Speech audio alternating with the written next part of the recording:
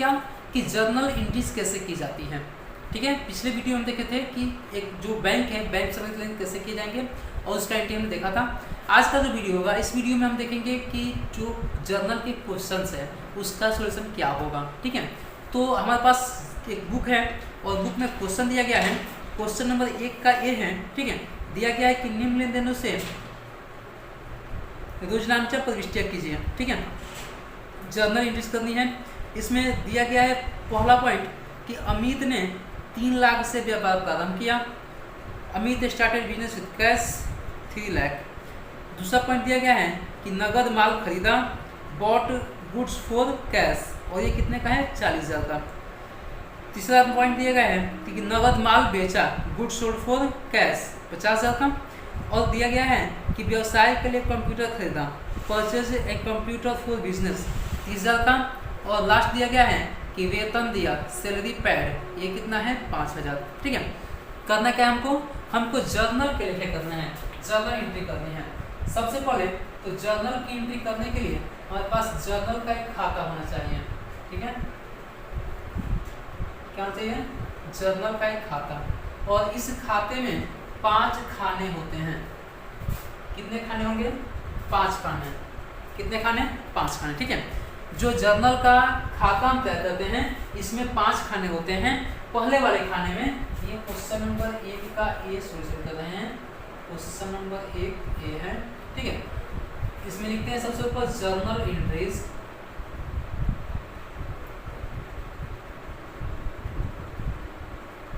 In the books of.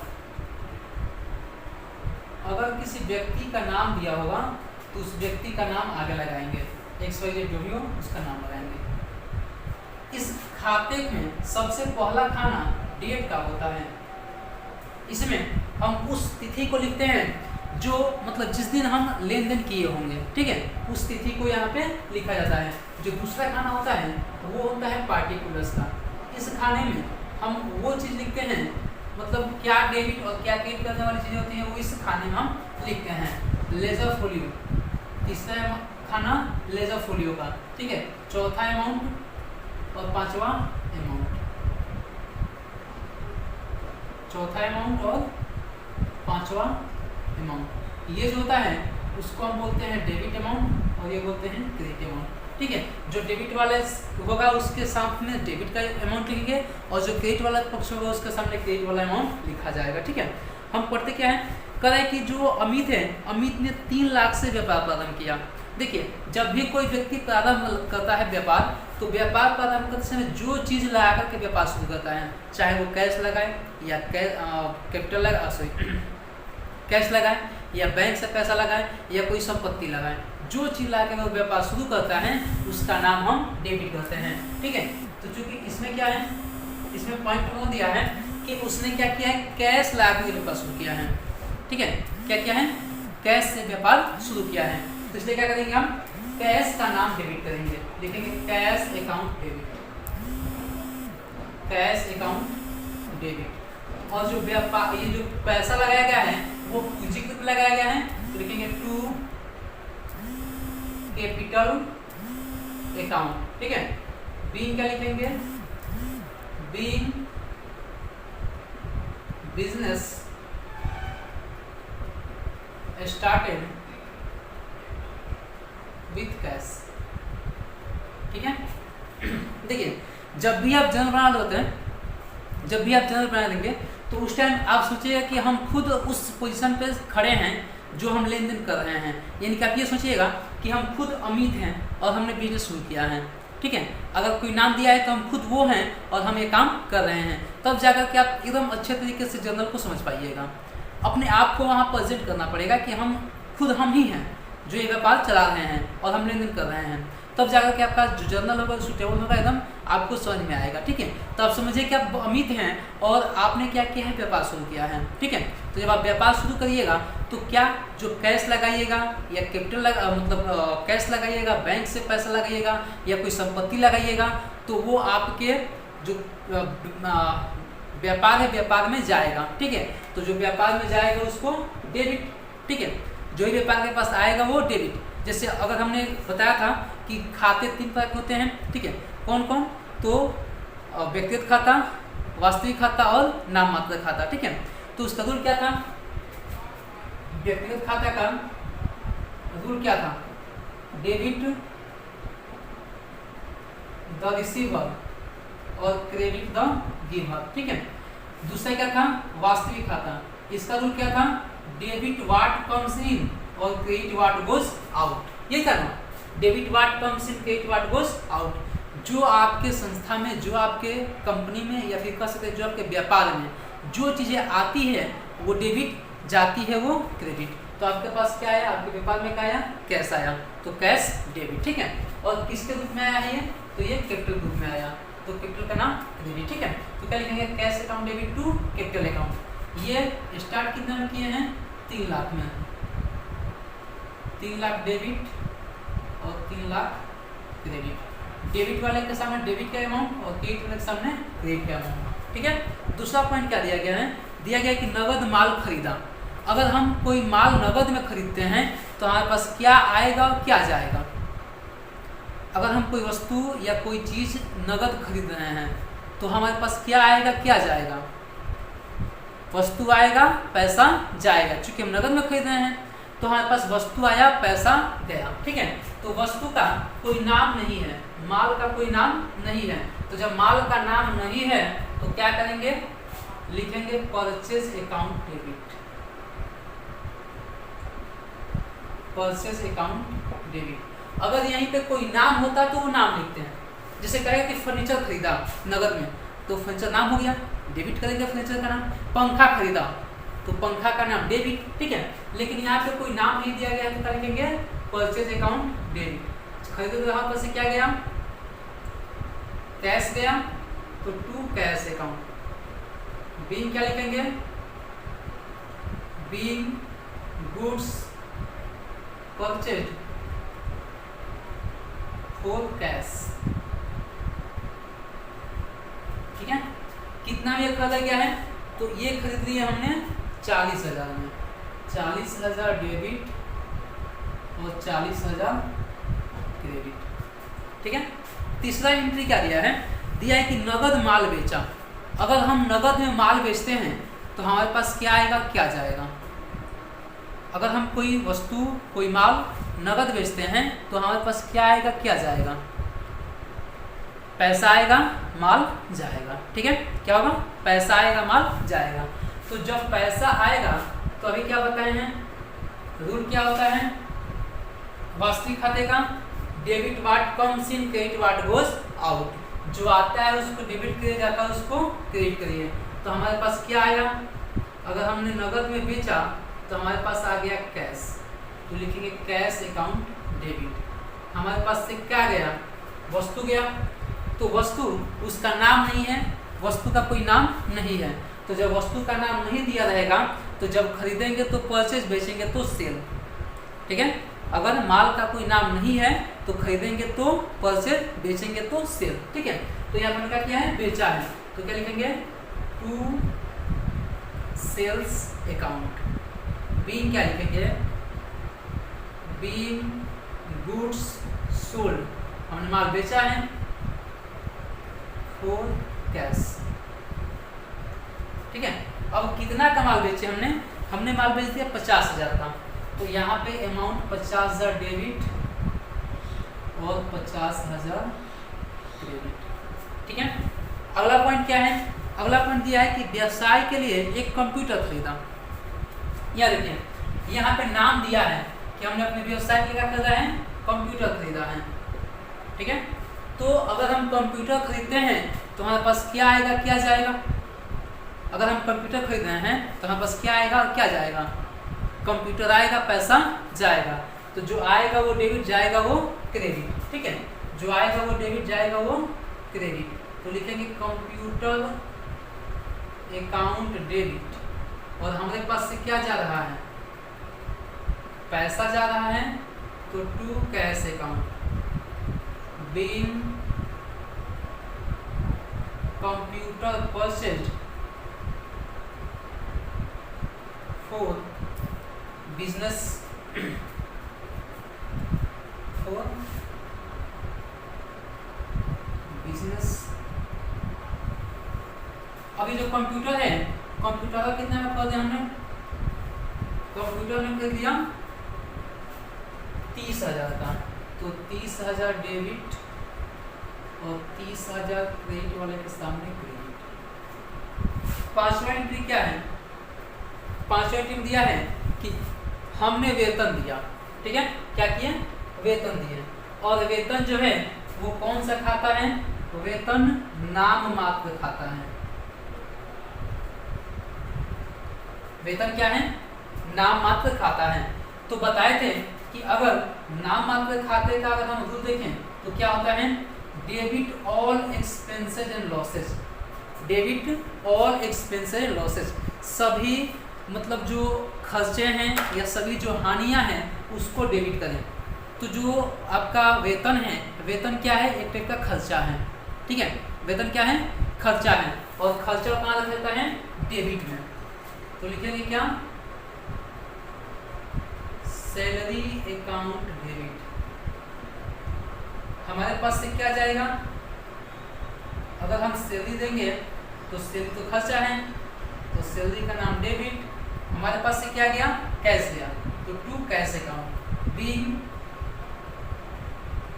Salary कितना, तो salary दिया हमने 5,000 का, तो लिखेंगे 5,000 डेबिट और 5,000 क्रेडिट। अब क्या करेंगे, सबका जोड़ लगा लेंगे,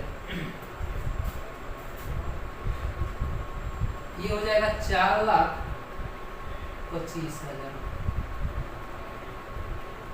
इसको लिखेंगे जर्नल टोटल। कोई दिक्कत, तो ऐसे करके हम अपने जर्नल कर सकते हैं। सिर्फ आप ये सोचिए, आप ये ध्यान रखिएगा कि अगर क्वेश्चन दिया रहेगा तो क्वेश्चन में से कि उसने किया नहीं, अपने आप को वहाँ प्रेजेंट करना है कि हम वहाँ पे प्रेजेंट हैं, हम वो काम कर रहे हैं, हम माल बेच रहे हैं, हम माल खरीद रहे हैं, ठीक है, तब जाकर के आप क्वेश्चन को एकदम ईजिली बना सकते हैं, ठीक है। अगर आप खुद सोचिए कि हम खुद वहाँ पे हैं और हम ही ये सब काम कर रहे हैं, ये व्यापार हमारा है और हम खुद इस व्यापार को चला रहे हैं और हम खुद इस काम को कर रहे हैं, ठीक है, तब जाकर के आप जर्नल को अच्छे तरीके से बना पाइएगा, ठीक है। अगला क्वेश्चन देख लेते हैं। अगला क्वेश्चन 1 का बी दिया क्या है, इसको हटा दें, एकदम बहुत इजी क्वेश्चन है, आप तो घर पे भी ट्राई कर सकते हैं इसको। क्वेश्चन नंबर 1 का बी क्या दिया है, दिया है कि निम्नलिखित व्यवहारों से जर्नल की प्रविष्टियां कीजिए, ठीक है। सत्यम से माल खरीदा, पहला एंट्री क्या है, सत्यम से माल खरीदा, कितना का, 50,000 का। दूसरा एंट्री दिया गया है कि बैंक में जमा करे किया, बैंक में जमा किया कितना, 40,000 रुपया। तीसरा एंट्री दिया गया है उधार माल बेचा, उधार माल बेचा कितना, 20,000 का। उसका से क्या है, देनदार से प्राप्त हुआ, कितना प्राप्त हुआ है, 10,000। और फिर क्या दिया है, स्टेशनरी खरीदी 2,000 की। अब हमको करना क्या है, जर्नल बनाना है। तो सबसे पहले तो क्या करेंगे, जर्नल का खाता खींचेंगे। क्या करेंगे हम, जर्नल का खाता। और बताए हैं कि जर्नल में 5 खाने होते हैं, जर्नल में 5 खाने, ठीक है। ये क्वेश्चन नंबर 1 का बी है। सबसे पहले लिखेंगे क्या, journal entries in the books of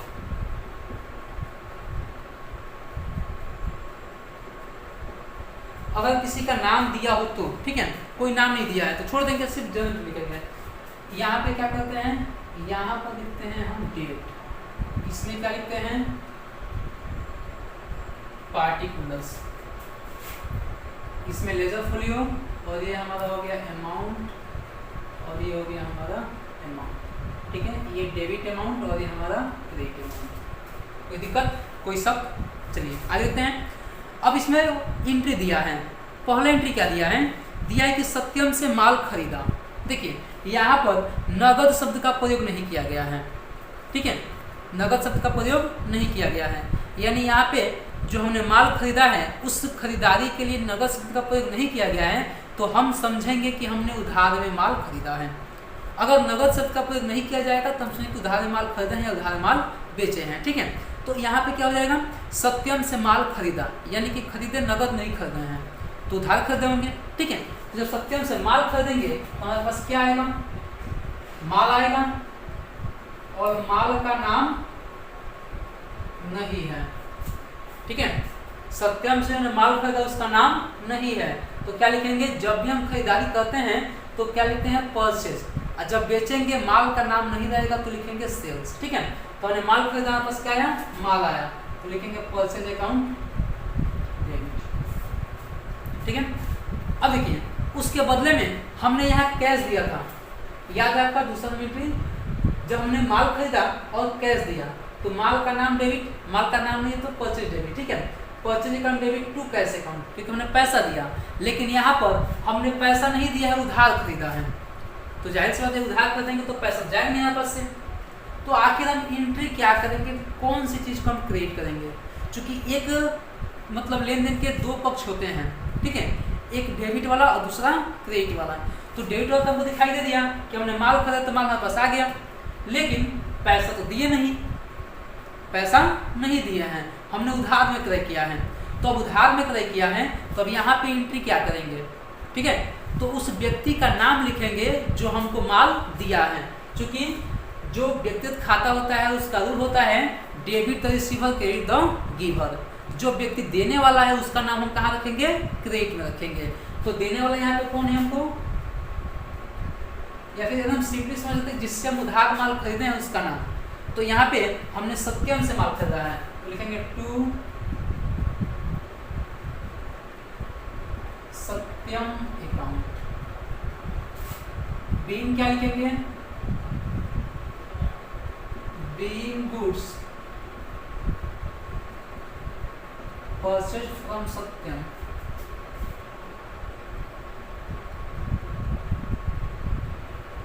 on credit.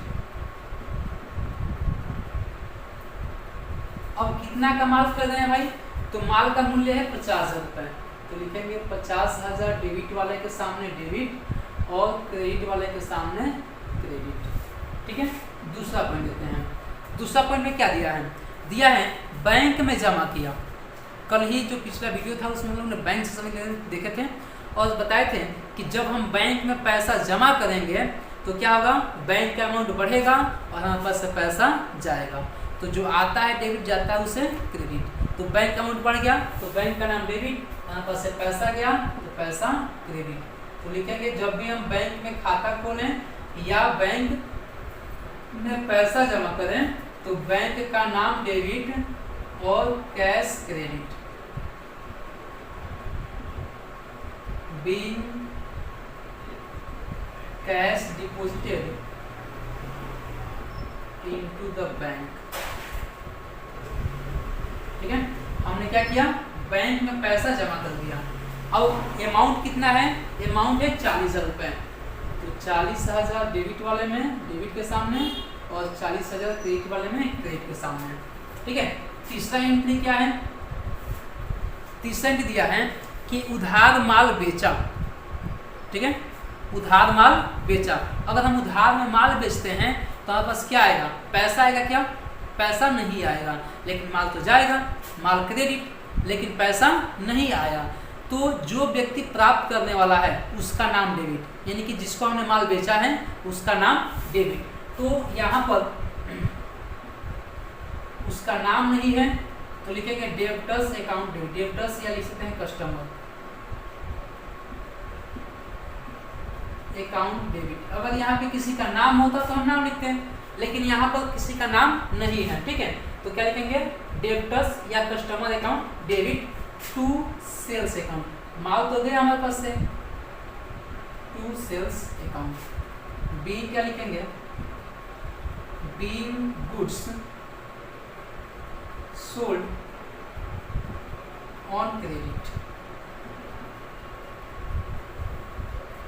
ये जो माल था कितने का था, हमारा माल था 20,000 का, तो 20,000 हम डेबिट वाले में डेबिट और क्रेडिट वाले में क्रेडिट।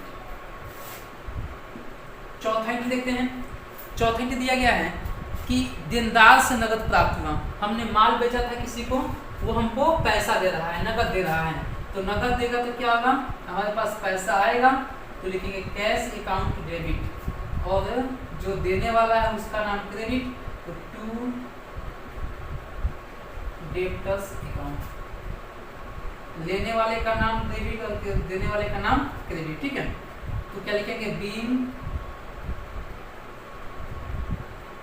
अमाउंट रिसीव्ड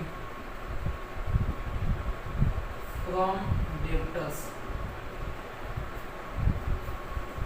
अब इससे कितना मिला हमको, इससे मिला हमको 10,000 रुपये, तो यहाँ पे लिखेंगे 10,000 रुपये डेबिट के सामने और 10,000 रुपये क्रेडिट के सामने। ठीक है, लास्ट एंट्री क्या दिया है, स्टेशनरी खरीदा। ठीक है, क्या किए हैं, हमने स्टेशनरी खरीदा है। अब देखिए जब हम स्टेशनरी खरीदेंगे तो क्या होगा, ये टाइप का व्यय है। ठीक है, क्या है, स्टेशनरी का खरीदाना एक व्यय है, तो व्यय को हमेशा डेबिट रखा जाता है, और व्यय करेंगे तो पैसा जाएगा, पैसा हम क्रेडिट रखेंगे। तो व्यय किस पे कर रहे हैं हम, स्टेशनरी पे, लिखेंगे stationery account debit to cash account